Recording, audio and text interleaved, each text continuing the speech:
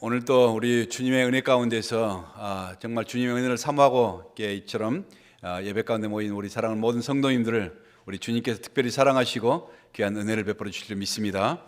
오늘 하나님의 말씀을 통해서 신앙인의 표징을 가지고 살자. 표징은요, 사인입니다. 스티그마, 그리스도의 흔적을 말한 것입니다. 바로 이 흔적을 가지고 살아가는 사람들이 진정한 그리스도인이라는 것입니다. 여러분, 오늘 본문에 보시면요, 사도 바울이 로마의 사람들을 참 그리워하고 있습니다. 여러분, 사람이 서로 보고 싶어하고 또 그리워한다는 것은 참으로 행복입니다. 그렇죠? 사도 바울이 로마에 있는 교회인들을 참 이렇게 보고 싶어하고 무척 그리워했습니다. 그러나 지금 현재 갈 형편이 어떤 형편인지는 정확히 모르지만은 여러 가지 갈 형편이 절대 안 되기 때문에 너무나 더 안타까운 그런 마음을 서신으로 적어서 그들에게 보내고 있는 것입니다. 바울이 왜 그토록 로마에 있는 성도들을 보고 싶어 했을까요? 그가 로마에 가보지 않아서 여행 가기를 원했습니까? 아니면은 자기를 좀 도와달라 후원금을 요청했기 때문이겠습니까? 아니면은 가족 때문이겠습니까? 오늘 왜 그렇게 그가 이처럼 로마의 성도들 보지도 못했던 그 로마의 성도들을 그렇게 보고 싶어 했고 그리워했는가 하는 것이 나왔습니다. 여러분, 당시에 이 로마가 어떤 곳입니까? 로마는요, 지금 세계의 중심지였습니다. 다시 말하면 지금 현재 뉴욕과 워싱턴 시를 다 합해놓은 것 같은 이런 도시였습니다. 세계의 모든 길은 로마로 통한다, 그런 말이 있죠. 그만큼 이래 부와 또 권력과 화려함을 자랑한 곳이었습니다. 최고의 선은 쾌락이다. 이처럼 힐압 사상이 음탕하고 타락한 힐압 사상이 지배하던 시대, 타락과 부패함의 극치를 이루던 시대였습니다. 또한 황제를 신으로 섬겼던 엠퍼러 월십, 절대군주의 시대였습니다. 그런 시대에 부패한 문화를 거부하고 이처럼 황제 숭배의 사상을 거부하는 이런 희한한 족속들이 나타난 것입니다. 그들은 로마의 황제가 바로 황제를 섬긴 것이 아니라 그들은 우리는 다른 임금 예수를 섬긴다고 그렇게 부르짖고 나선 사람들이 있었습니다. 그들을 크리스천이라고 그렇게 불렀습니다. 로마는 황제 숭배를 거부하는 바로 이 그리스도인들을요, 반역자로 몰아서 황제 숭배를 거부하기 때문에 정치범이 아니겠습니까? 그래서 반역자로 몰아서 참혹하게 처형하기를 시작했던 것입니다. 지금이라도 너희들이 예수를 부인하면은, 이처럼 황제를 주라 시인하면은 우리가 너희를 용서해주고 그리고 살기를 열어주겠다, 여러 가지 회유합니다. 그러나요, 많은 그리스도인들은, 배도하는 사람도 있었지만 대부분의 많은 그리스도인들은요, 우리는 몸은 죽어도 영혼을 죽이지 못하는 그런 로마를 두려워하는 것이 아니라 몸과 우리의 영혼을 지옥불에 영원히 멸할 수 있는 바로 우리 하나님을 우리는 두려워하고 그분을 섬긴다. 그러면서요, 굶주린 사자밥에 집어여도 기둥에 달려서 화형을 당해도 굳굳하게 자기들의 신앙과 믿음을 지켜 나갔던 것입니다. 그렇기 때문에 정말 이런 희한한 이런 바로 그 성도들을 그렇게 보고 싶어 했던 것입니다. 초대교회 박해 시대 추운 겨울이었습니다. 군사들이 12명의 그런 신자들을 잡아냈습니다. 그리고 끌고 와서요, 얼음판에 있는 얼음의 구덩이를 파고 12개의 구덩이를 파고 알몸으로 그들을 그 구덩이에 다 집어넣는 것입니다. 한 사람씩 벌거벗겨 놓고 이 구덩이에 집어넣고 그 앞에다가 따뜻한 이런 화로를 피워놓고 그리고 옆에는 아주 맛있는 그런 구수한 냄새가 나는 음식을 차려놨습니다. 모락모락 김이 나온 그 음식을 차려놓고 너희들이 지금이라도 예수를 나의 주라는 이 신을 멈추고 예수를 더 이상 믿지 않겠다, 이것만 고백하면은 지금 당장에 나와서 이처럼 따뜻한 불에 몸을 녹일 수 있고 맛있는 음식을 먹을 수 있다, 회유하는 것입니다. 그런데 그들은요, 그 몸이 얼어붙어서 점점 피가 돌지 않고 죽어가는 그 순간에도 그 열린 천국문, 영원한 영적인 그 열린 천국문을 바라보면서 끝까지 그들은 버티고 믿음을 지켰다는 것입니다. 그런데 그 가운데요, 한 사람이요, 정말 너무너무 고통스러워서 그 고통을 이기지 못해서 결국 나는 예수님을 부인하겠다, 그러니까 나를 살려달라 배신을 한 것입니다. 그런데 거기에 그를 지키고 있던 이 군사 중에 한 사람이요, 이게 눈이 열려서 보니까요, 이 하늘이 찬란하게 빛이 나더니 거기에 12천사가 각각 이 황금 멸관을 들고 12천사가 내려오는 것입니다. 정말 이처럼 정말 밝은 표정으로 기쁨으로 이렇게 내려오는데, 한 사람이 이처럼 배도하고 예수님을 부인하자 그 중에 그 천사 중에 한 사람이요, 들고 왔던 이 멸관을 너무나 슬픈 표정으로 다시 돌이켜서 다시 오던 천국으로 올라가는 것입니다. 그 모습을 바라보는 순간 이 병사는요, 그 순간에 자기가 내가 저 사람 대신 내가 예수를 믿겠습니다, 내가 정말 그리스도를 믿는 사람이 되겠습니다 하면서 자기 옷을 훌훌 벗어버리고 그 얼음구덩이로 들어가는 것입니다. 그래서 그 얼음구덩이에 얼어서 같이 죽는 것입니다. 그럴 때 12천사, 그 사람들이 다시 돌아와서 이 12천사가 이처럼 황금 멸관을 가지고 그들을 씌워주면서 천국으로 올라가는 것입니다. 이런 기사가 있었습니다. 여러분, 초대교회 성도들의 이런 믿음을 생각하면요, 이들이 여러분 그런 신앙의 믿음의 이처럼 골수분자도 아니었고요, 이 사람들이 예수를 영접하고 믿은 지 불과 몇 달 되지도 않았던 것입니다. 얼마 되지도 않았던 바로 이런 사람들이 그러한 핍박과 환난과 역경 가운데서도 그들의 믿음이 식지 않고 이처럼 굳굳하게 마지막까지 그 믿음을 붙잡았다면, 이것을 바라보는 우리는요, 이것을 바라볼 때 우리의 식어진 가슴에도 불이 붙기 시작하는 것입니다. 또한 신앙생활을 한다면서요, 너무나 오늘날 쉽게 식어버리고 그리고 쓰러져 버리고 작은 문제만 와도 시험 들었다처럼 넘어지는 바로 이런 우리들에게 참으로 부끄러운 모델이 아니겠습니까? 세상과 타협하고 있는 오늘 우리들에게 이처럼 다시 한번 경쟁을 우리고 도전을 주는, 그리고 다시 주님 앞에 우리가 회개할 수 있는 이러한 모습을 우리가 볼 수 있습니다. 여러분, 이런 핍박과 박해의 중심에 누가 있었냐? 바로 로마의 교회가 있었다는 것입니다. 그들은요, 로마의 이 박해를 피해서 그때부터 시작해서요, 여러분, 지하 공동 묘지인 카타콤이라는 곳에 지하 동굴 속에 숨어서 살아갑니다. 이게 크리스찬의 박해를 피해서요, 그 동굴 속에 들어가면서 자식 낳고 대를 이어서 300년이라는 긴 세월을 믿음을 간직하고, 그리고 세상에 나와서 그 생명의 복음이 세상에 증거될 때 그 복음이 오늘 우리에게까지 전달된 것입니다. 여러분, 로마는요, 하루아침에 이루어진 것이 아닙니다. 마찬가지로요, 복음도 하루아침에 쉽게 우리에게 전수된 것이 결코 아니라는 말입니다. 위대한 진리일수록 위대한 대가를 지불한 것입니다. 그런데 우리는 이 위대한 보물을요, 오늘 우리가 너무 쉽게 생각한 것입니다. 너무 값싼 그레이스, 값싼 칩 그레이스로 바꿔버린 것입니다. 사람들이 믿어줘야 사정사정하고, 그렇게 성도들도 사정해야 믿어줄 수 있는 바로 이러한 신앙으로 변질되어 버린 것입니다. 여러분, 신앙이 무엇입니까? 깨닫는 것이 바로 은혜라는 것입니다. 깨닫는 것이 바로 복음인 것입니다. 바울은요, 그런 로마 교회를 보고 싶었습니다.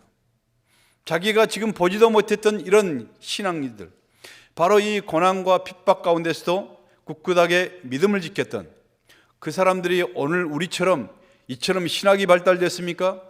그처럼 여러 가지 기독교에 대한 지식을 많이 알고 있습니까? 그렇지 않지만은 단순하게 예수 그리스도를 나의 구세주로 믿고 영접하고, 그리고 내가 죄 사함 받고 구원받고, 그리고 하나님 나라의 백성이 되는 바로 이 굳굳한 이런 신앙과 믿음을 절대로 변절하지 않고 나아갔던, 그리고 세상에 그 알려졌던 바로 이 성도들이요, 너무나 궁금했습니다. 너무너무 보고 싶었던 것입니다.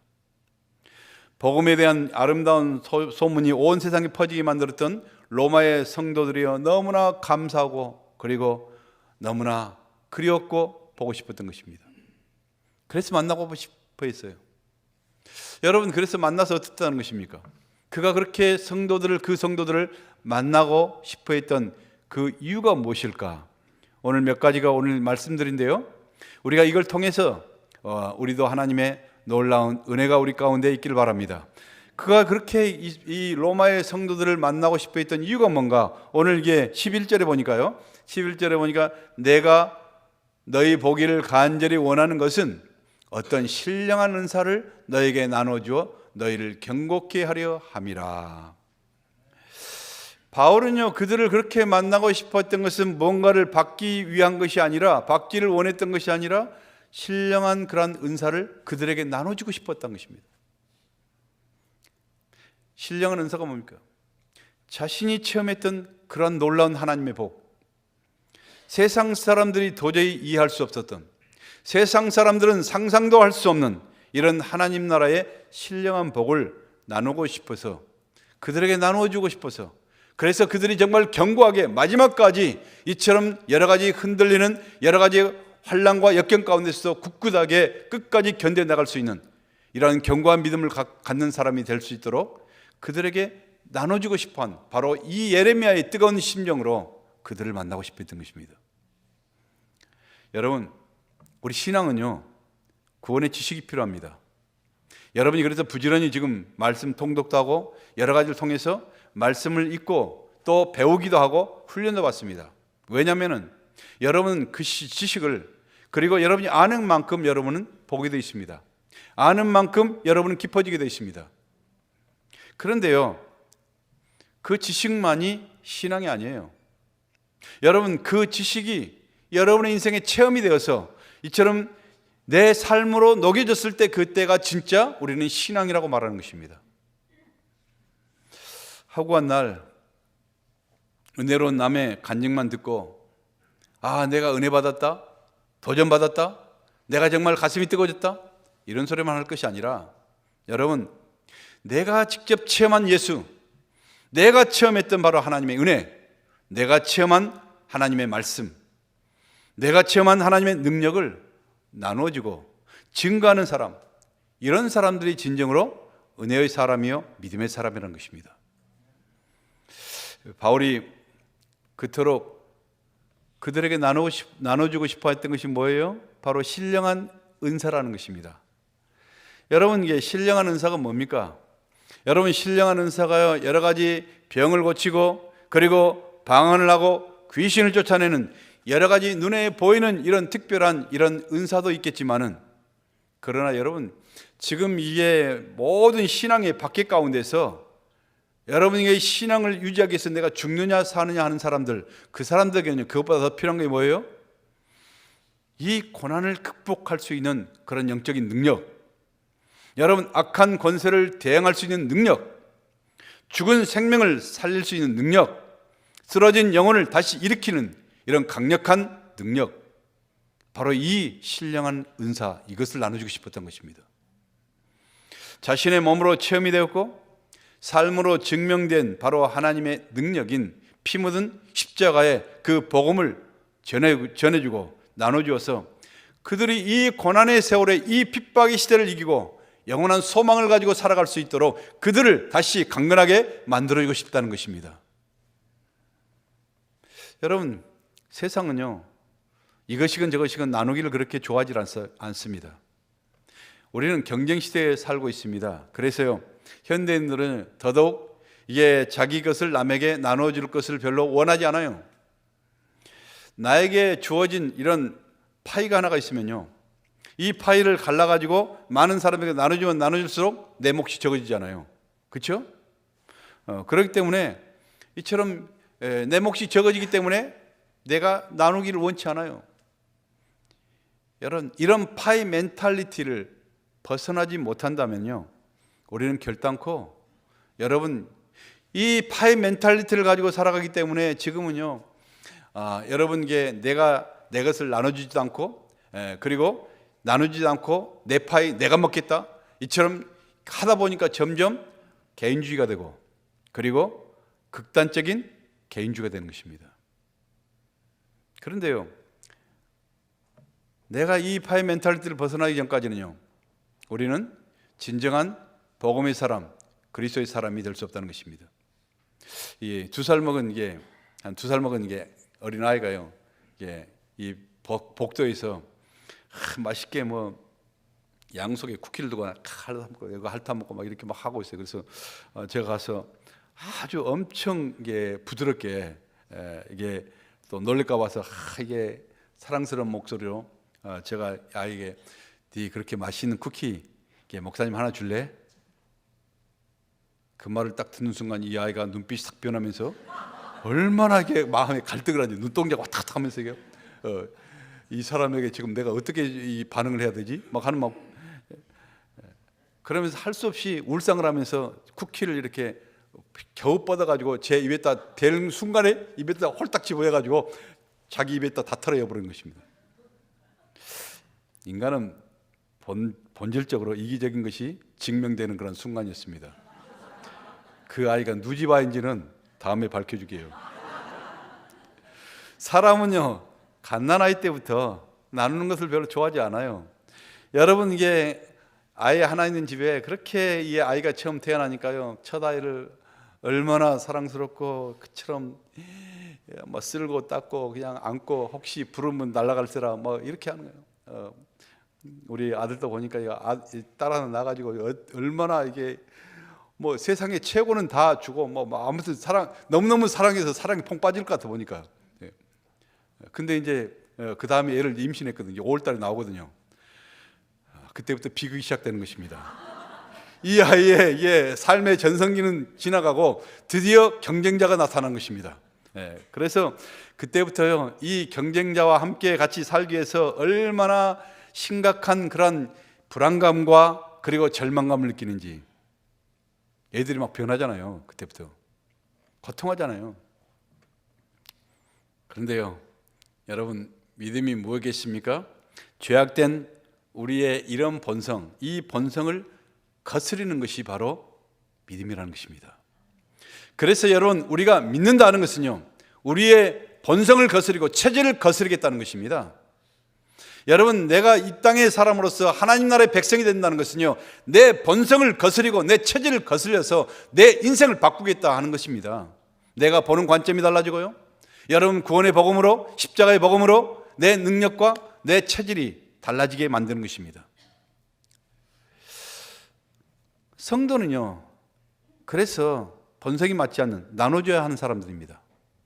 더 많은 것을 움켜쥐려고 발버둥치고 애쓰는 그런 세상 속에서 우리는 이처럼 마음을 나누고 이처럼 나눠주는 사람이 된다는 것입니다. 하나님의 자녀들이요, 여러분이 열심히 사업을 하고 또 성공을 해야 되는 이유가 뭐냐? 많은 돈을 벌어서 남들에게 오히려 섬겨주고 유익이 되기 위해서인 것입니다. 하나님의 자녀들이요, 열심히 공부해서 성공하고 출세해야 될 그런 분명한 이유가 무엇인가? 자기가 성공하고 출세해서요, 다른 사람들을, 자기가 잘 먹고 잘 살고 호의호식하기 위한 것이 아니라 다른 사람들을, 그만큼 능력 없고 힘없는 그 사람들을 섬겨주기 위한 것입니다. 세상 사람들과 우리는 목적과 사명이 달라지는 것입니다. 세상 사람들은요, 5,000명분 아니 10,000명분의 재산을 혼자 다 소유하고 누리는 사람을 우리는 부자다, 그리고 잘 사는 사람이라고 부러워하기도 하고 그 사람을 이처럼 칭송합니다. 그런데요, 하나님의 사람들은 달라야 돼요. 하나님의 사람들은요, 나 한 사람 때문에 5,000명 아니면 10,000명이 다 잘 살게 할 수 있는 사람, 바로 이런 사람이 진정한 부자요, 바로 이런 사람이 잘 살게 되는 바로 축복의 사람이라는 것입니다. 여러분들은요, 많은 것들을 나눠줄 수 있는 이런 사람들이 될 수 있기를 바랍니다. 특별히 나눠준 것도 여러분 물질만이 아니라 뭘 나눠줘야 돼요? 이 사도 바울처럼 자신이 체험했던 바로 고난의 그 은혜를 서로서로 나눠줄 수 있기를 바랍니다. 하나님 앞에 가졌던 이 감사를 서로 나눠주시고요, 여러분의 믿음의 구원의 이 감격을 서로 나눠주시길 바랍니다. 성도는요, 나눠지면 자신의 몫이 적어질 것이라는 모든 이 파이 멘탈리티에서 우리는 벗어나야 됩니다. 하나님의 법칙은요, 나눠지면 적어지는 것이 아니라 나눠지면 마치 세포가 분열하듯이 점점 더 기하급수적으로 부풀어지고 더 많아지는 것입니다. 여러분, 제가 다른 거 몰라도요, 우리가 지금 목장에 대해서 목자들에게 막 이처럼 강압적으로라도 분가하십시오, 할 수 있으면 나가십시오 자꾸 하는 이유가 뭡니까? 여러분, 우리가 이처럼 나가서 시작을 하면요, 그 한 영혼이라도 내가 직접적으로 내가 섬겨보고 그 사람들을, 그 영혼을 키워보는, 바로 이런 체험이 없이 우리가 어떻게 하나님 앞에 가겠습니까? 여러분, 내가 이처럼 갈라지면요, 목장도 분가하면 오히려 쪼그라들 것 같은데요, 이게 갈라지면은 그 생명이 기하급수적으로 더 부풀어져 나가는 것입니다. 오히려 가만히 갈라지지 않고 영혼이 우리끼리 절대 헤어지지 말고 꽁꽁 묶어가지고, 우리는 절대 12사람 숫자도 줄여가면서, 혹시 교회에서 물어보면은 절대 숫자도 말하지 말고 우리가 꽁꽁 묶어서 우리가 같이 영원히 가자, 이런 사람들은 틀림없이 썩게 돼 있습니다. 틀림없이 가만히 놔둬도 서로 싸워가지고 갈라져 그게. 여러분, 나누면 풍성해지는 거예요. 여러분, 나누면 서로가 살게 되는 것입니다. 나눌 때 여러분 기적이 나는 것입니다. 자신의 아픔을 통해서요, 체험한 우리 주님을 우리가 서로 나눠줄 때요, 듣는 자는 회복이 되는 하나님의 능력을 체험하는, 바로 이런 공유할 수 있는 이런 성도들이 되는 것입니다. 여러분의 삶 가운데서 이처럼 많은 영적인 그러한 보물과 영적인 진리들을, 이처럼 여러 가지 모든 사랑을 나눠줄 수 있는 저와 여러분 될 수 있길 바랍니다. 사도 바울이 이처럼 가기를 소원했던 것은 바로 그것을 나눠주게 한 것이었습니다. 유계준이라는 그런 평양의 깡패가 있었습니다. 정말 방탕하고 과격한 그런 남봉꾼이었는데요, 그가 어떤 순간에 예수님을 만나고요, 이처럼 죄산 받아 철저하게 변화된 사람이 되었습니다. 하나님께서 그러자 그의 가정도 이루게 하시고, 결혼도 해서 가정도 이루고, 그리고 자녀들도 많이 다복하게 8남매나 그렇게 주셨습니다. 그는 평양 산정은교회 우리 한국의 훌륭한 순교자 주기철 목사님을 모시고 신앙생활하면서 그때 장로가 되었습니다. 자신의 재산까지도 우리 교회에 많은 것을 헌신하고 드리면서 교회와 목사님을 그렇게 섬겼습니다. 주기철 목사님께서요, 일본 신사참배에 이처럼 반대하는, 바로 그 때문에 고문을 당하실 때 자기도 자원해서, 목사님이 고문을 당하고 아픔을 당하는데 장로인 내가 가만히 있겠는가, 그래서 스스로 이처럼 자원해서 함께 같이 감옥에서 고난을 당했습니다. 주기철 목사님이 순교하실 때 함께 주님을 위해서 스스로 생명을 나누면서 같이 순교를 했습니다. 평생 이처럼 사랑을 나누고 재물을 나누고 마음을 나누고 희생을 나눠줬던 이 장로님이 막상 돌아가시자 어떻게 되겠습니까? 그의 자녀들이 8명이었어요. 그러니까 이 8명을 데리고 남쪽으로, 이렇게 이북에서 남쪽으로 내려와서 이처럼 살아가는 이 사모님의 고생이요, 얼마나 처참한 모습으로 고생이 심했겠습니까? 정말 이 자식들이 이 자식들을 데리고 가난하고 이처럼 어려운 그런 상황 속에서 살아나기 위해서 발버둥 치는 것입니다. 그래서 많은 사람들이 그걸 보고, 하나님이 살아계신다면 어떻게 저렇게 놔둘 수가 있겠느냐, 그렇게 하나님 앞에 헌신하고 한다 할지라도 저것들을 봐라, 다 거짓들처럼 이렇게 놔두는 것이 그 하나님의 사랑인가? 아까 우리 성가대가 찬양한 것처럼 정말 우리가 이해할 수 없는 여러 가지 시련과 고난을 주니까 내가 그렇게 절박하게 기도해도 아무 응답이 없고, 이러니까 하나님이 원망이 나오고, 바로 이런 모습, 바로 이런 상황을 바라보면 사람들이 오히려 비웃는 것입니다. 그런데요, 여러분, 우리 하나님은 잠깐 침묵하신 것 같아도 우리 하나님은 절대로 공수표 쓰신 하나님 아니에요.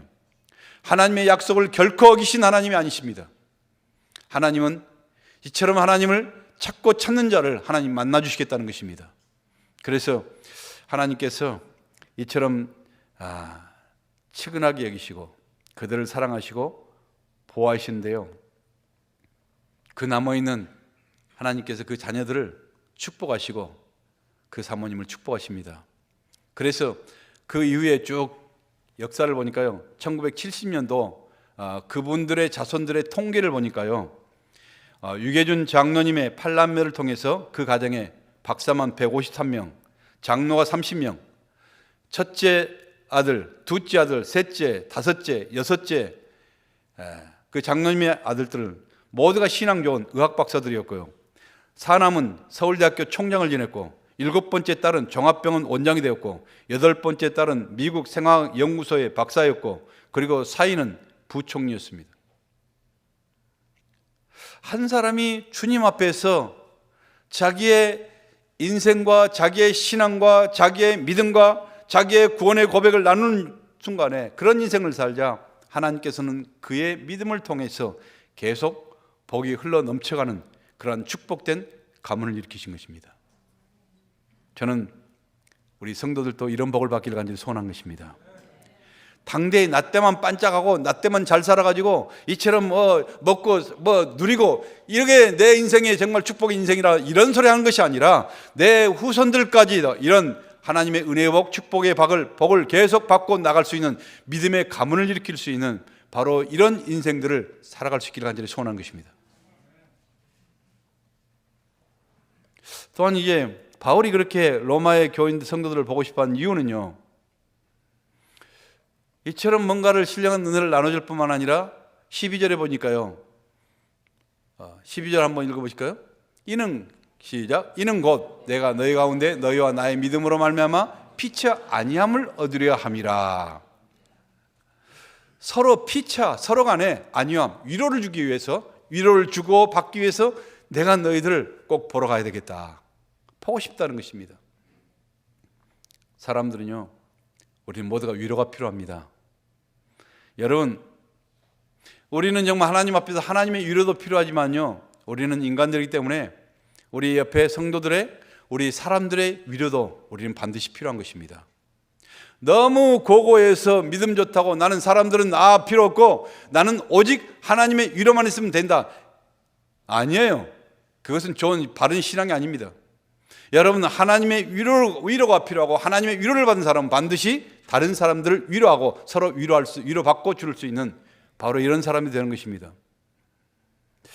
여러분, 바울은요, 고난과 역경 가운데서요, 믿음을 지켜가는 이 로마의 교인들을 이처럼 진심으로 말씀으로 격려하고 그들을 또 위로해 주기를 원했습니다.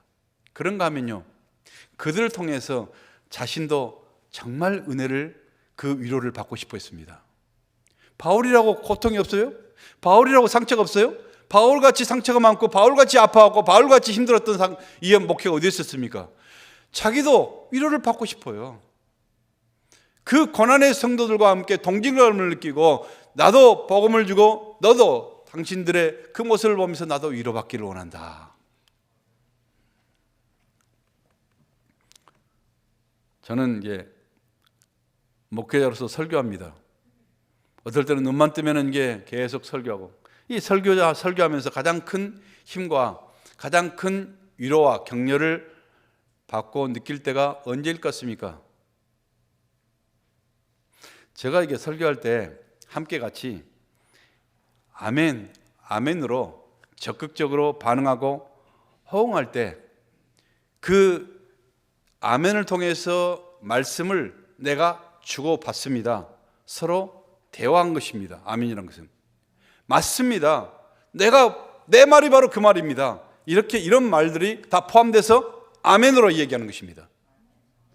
여러분, 근데 말씀을 증거하는데 아무런 반응이 없어요. 이 소리도 아닙니다. 저 소리도 아닙니다. 용각사는 소리가 없습니다. 용각사는 교인들로 가득 차 있다면요, 여러분 이게 설교할 때 얼마나 힘이 빠진 줄 아십니까? 예, 너무너무 힘들어요. 우리는 서로 반응과 위로를 통해서 대화하고 힘을 얻는 것입니다. 여러분, 이게 판소리 하는 사람들이 판소리 할 때도요, 이게 추임새라는 거 있잖아요. 뭐 얼씨구 막 이런 거 있잖아요. 그런 거 없으면 판소리를 못 한대요. 왜 그렇습니까? 그 사람들도요, 우리가 하는 아멘과 같은 동일한 그런 반응이에요. 여러분, 이 반응이라는 것은요, 여러분이 아멘한 것은 아멘 그 한마디로 끝난 것이 아니라, 내가 지금 당신과 이게 교류하고 있습니다. 이처럼 내가 그렇다고 설교 시간에 손들어갖고 나도 한마디 합시다 이렇게 하면 안 되잖아요. 이게. 그렇지만은 이게 뭐예요? 내가 지금 당신과 같이 대화하고 같이 지금 동일한 마음으로 지금 이렇게 하고 있습니다. 내가 같이 섬겨, 이것을 다 함축해서 아멘 하는 것입니다. 아멘. 여러분, 어떤 사람은요, 아무 뜻도 없이 그냥 무조건 이게 우리가 구호 외치듯이 군가듯이 아무 때나 아멘 하는 사람도 있어요. 어떻게 가니까 어떤 목사님들이 그냥 물막 꼴딱 삼켜도 막 아멘을 외치고 막 이게 그 목사님 방만 껴도 아멘 할 것 같아, 교인들이 뭐. 그런 아멘 말고요. 이게 우리 마음과 마음이 정말 통하고 여러분이 정말 이것을 인정하면서 같이 소통하는 것입니다. 그 은혜가 넘치는 교회 가보면 그 특징 딱 한 가지예요. 이 교회는 정말 살아있구나, 아니면 이 교회는 정말 죽어있구나. 뭐예요? 마음이 열려있는 성도들, 그 사람들은요, 별거 아닌데도요, 정말 반응을 잘한 것입니다. 목사님 별로 이게 정말 별것도 아닌 이게 옛날 개그 같은 이런 걸 해도 막 깔깔 웃어주고요. 아니, 웃어주는 거예요, 이게. 웃어줘야 여러분이 좀 수준이 높아져, 여러분도. 그리고 이처럼 감동도 잘하고, 아직 어린아이처럼 좀 마음을 풀어놓고 항상 긴장하면서 이 사람들이 나에게 어떻게 생각할까, 이런 소리가 아니라 예배드릴 때는요, 다 하나님 앞에 다 긴장을 다 풀어놓고 무장해제하고, 우리는 어린아이처럼 이처럼 감동도 잘하면서 아멘 아멘 하면서 정말 화답할 때, 그러면요, 설교하는 사람이나 또 듣는 성도가 모두가 성령에 취하게 되고, 그리고 심령이 살아 움직이는 그런 모습을 보게 되는 것입니다. 그래서 그런 사람들에게 말씀을 듣다가 회개가 나오고, 말씀 듣다가 깨닫게 되고, 말씀 듣다가 여러분의 삶의 문제가 해결되고, 말씀 듣다가 귀신들이 떠나가게 되고, 말씀 듣다가 병이 치유되고, 말씀 듣다가 기적을 체험하게 되는 것입니다. 말씀을 들어도 전혀 반응이 없고 생각이 없다면요, 피차 위로도 없고, 그리고 은혜도 별로 없고, 그런 은혜 없는 곳에 성령님도 출장 가셔버려요. 예배 가운데 서로 위로하고 격려하는 이런 성도들이 될 수 있길 간절히 축원합니다. 찬양할 때도요, 아니 요즘 스타일로 이런 스타일은 내 취미가 아니고 내 성격이 아닌데, 내 취미가 아닌데, 그러면서 빳빳하게 이렇게 한번 있어 보세요. 그런 사람이 은혜 받는 것은 기적 중에 기적이에요. 찬양은요, 자기 스타일이든 말았든 이 가사 하나하나가요, 하나님께 드리는 내 삶의 기도요, 바로 믿음으로 드리는 고백이라고 우리가 생각하시면서 그것을 올려드리면요, 성령의 뜨거운 은혜가 그 가운데서 우리 가운데, 10년 가운데 임하게 되는 것입니다. 그러기에 여러분이 찬양을 할 때도요, 여러분의 목소리를 통해서 옆 사람이 고문만 당하지 않는다면은, 내 목소리가 옆 사람을 고문시키고 막 하면 그 정도는 좀 곤란하지. 내가 소리만 내면은 모두가 다 공회다. 그러면 좀 절제하게 해야 되겠지만은, 그렇지 않으면은 우리가 큰 소리로 힘차게 이처럼 옥타브 내리지 말고, 목소리가 삑소리 나도 열심히 그렇게 따라 부르십시오. 그러면 하나님의 뜨거운 은혜가 우리 가운데 임하는 거예요. 여러분, 열심히 인도한 여기에 찬양팀들을 열심히 얼마나 이 찬양팀들이 위로받고, 이 사람들도 또 힘을 얻고, 그러면서 더 은혜롭게 같이 찬양을 하고 이렇게 하는 것입니다. 그런 예배 가운데 하나님이 은혜를 안 주실 수가 있겠습니까? 하나님이 찾아오셔서 정말 이곳이 바로 내 사랑하는 자녀들이구나, 하나님이 감동하시면서 하나님 이곳에 역사하시길 시작하는 것입니다. 여러분, 그런 뜨거운 예배가 정말 우리 가운데 있기를 간절히 소원합니다. 그 예배가 우리 주님의 은혜가 흘러 넘칠 수 있는 그런 예배가 되는 것이에요. 우리 서로의 위로와 격려 속에 우리가 예배가 살아 꿈틀거리고, 그리고 성령이 춤을 추는 바로 이러한 제단, 이러한 예배가 될 수 있기를 예수님의 이름으로 간절히 축복합니다. 우리는요, 서로의 위로와 격려가 필요합니다. 여러분, 칭찬이라는 것은요, 칭찬은 뭔가 사람들이 잘했을 때 뭐 잘했다고 박수 쳐주잖아요. 그러니까 칭찬은요 돌고래도 춤을 추게 하는데요.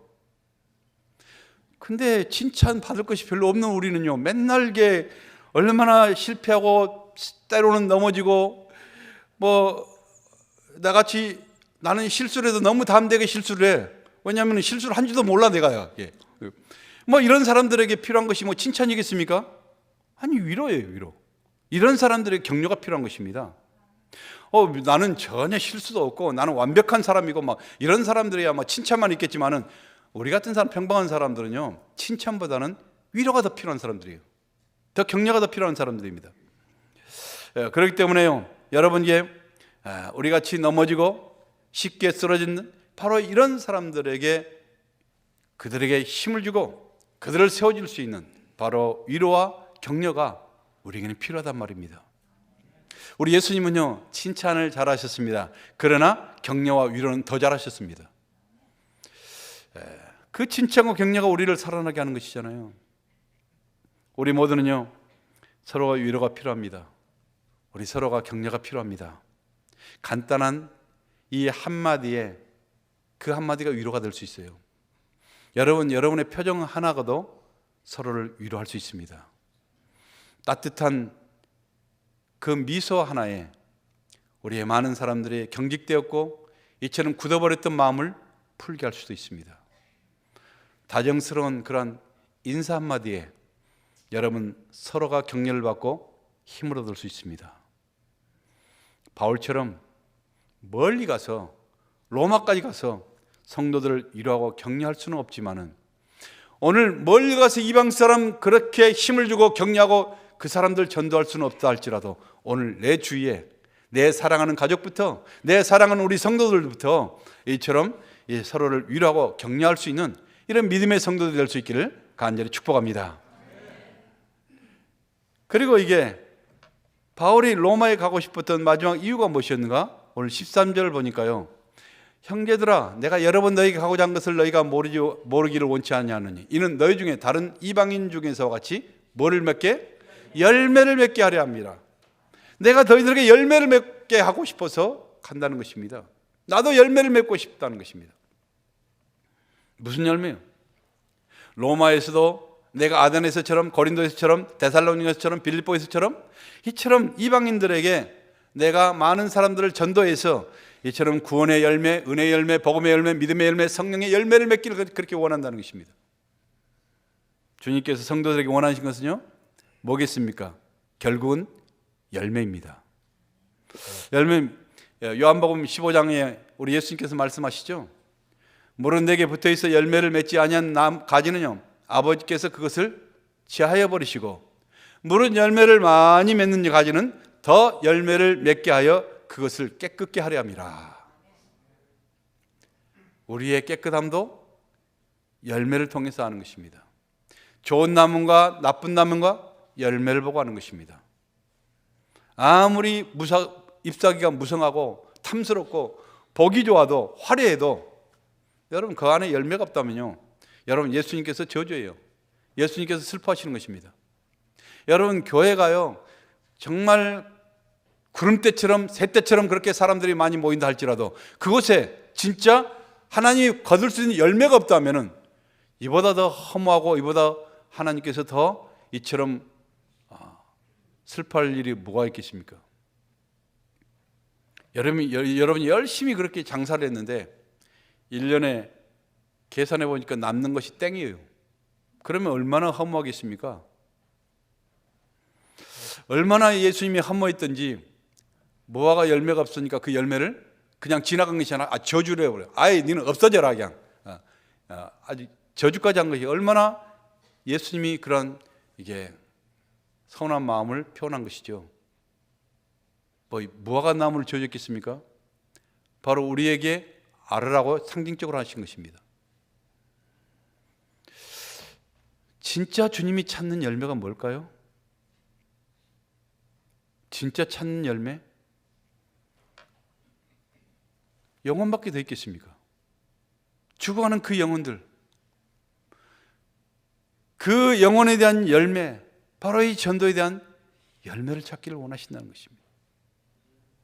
제가 목회하면서요, 가장 낙심되었던 때가 있는데요,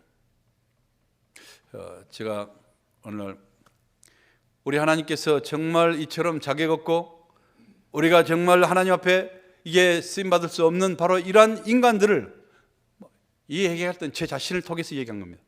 나 같은 사람을, 이런 사람들을 우리 하나님이 부르시고 택하시고 의롭게 하시고, 그래서 이게 사명까지 주셔서 정말 이게 죽을 수밖에 없는 그 사람들을 우리 주님께서 십자가의 보혈로 죽어주시고 우리를 사랑해 주셔서 우리가 구원의 백성, 천국의 백성, 은혜의 백성, 사랑의 백성, 이런 백성들이 될 수 있도록 우리의 십자가, 우리를 신분을 바꿔주신 그 하나님, 너무너무 감격스러워서 오늘 우리도 그 하나님의 사랑을 따라서 우리 서로 사랑하십시다. 우리가 사랑이 잘 안 되지만 그래도 노력하면서 우리가 사랑하려고 우리를 체질을 바꾸면서 우리가 조금이라도 노력하면서 살아가십시다. 그날 따라서요, 막 하나님께서 제 마음을 열심히 그렇게 설교했어요. 그때 설교를 여러분이 안 들어서 그렇지 엄청나게 설교해요. 혼신을 다해서 막 성령이 역사하시고 막 펄펄 뛰면서, 그때는 좀 젊었으니까 제가 얼마나 더 펄펄 뛰었겠습니까? 아멘 했어요. 근데 예배가 딱 끝나고 나갔는데 5분도 안 돼서 저 밖에서요, 별것도 아닌 정말 사소한 일 가지고 막 서로 얼굴을 빙겨서 그 다음에는 소리를 지르고 서로 싸우는 것입니다. 제가 그 모습을 보면서요, 갑자기 온 힘이 다 빠져버리고 얼마나 절망됐는지 마음에 시험이 들었습니다. 여러분은 목사가 시험 들면 안 될 줄 알지만 목사도 엄청 시험 많이 들어요. 표현은 안 할 뿐이지. 저하고 소통한 분은 이게 우리 할머니밖에 없어요. 할렐루야, 감사합니다. 이게 아무도 예배하지 않는 곳에 예배하는 자, 아무도 아멘하지 않는 곳에 아멘하신 분, 얼마나 감사합니까 이게. 그래서 하나님 앞에 제가 이게 탄식을 하면서 하나님 앞에 불평을 했어요. 하나님, 제가 성도들이 듣지도 않는 설교 내가 꼭 해야 됩니까? 아니, 설교해봤자 아무 관심도 없고 아무런 열매도 변화도 없는 이런 놈의 설교 내가 왜 매주일 잠을 밤새 새워가면서 이처럼 준비하면서 이게 전달해야 됩니까? 이게 목적이 뭡니까 도대체? 의미가 뭐겠습니까? 내가 이게 뭐 때문에 여기 있습니까? 이런 마음속에 상처가 돼가지고 이게 나오는 것입니다. 그것도 이게 온 초신자 그랬으면 내가 그렇게까지 상처가 안 됐겠죠. 그래도 자기가 신앙에 탁월한 사람들, 이런 사람들이 그러니까요, 완전히 절망돼 버린 것입니다.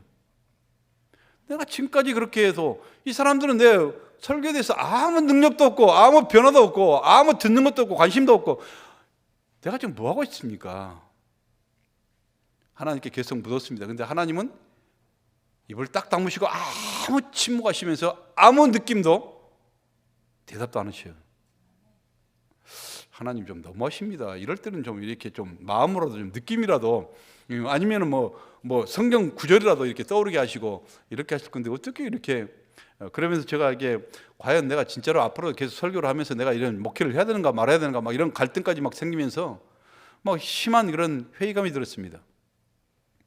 근데 그 주에 얼마 그런 마음으로 이렇게 시험 들어서 지나가는데요, 어느 날 어떤 낯선 성도가 저를 찾아왔어요. 저도 이렇게 우리 평소에 열심히 우리 교회 나온 그런 성도도 아니고, 그래서 이게 그분이 와서 저를 꼭 만나고 싶다는 것입니다. 그래서 이게 사람들이 이게 안내를 해줘서 사무실 와서 이게 얘기를 합니다. 저는 어떤 일 때문에 가정도 포기하고 자녀들도 포기하고 내 인생까지 포기하려고 결단했습니다.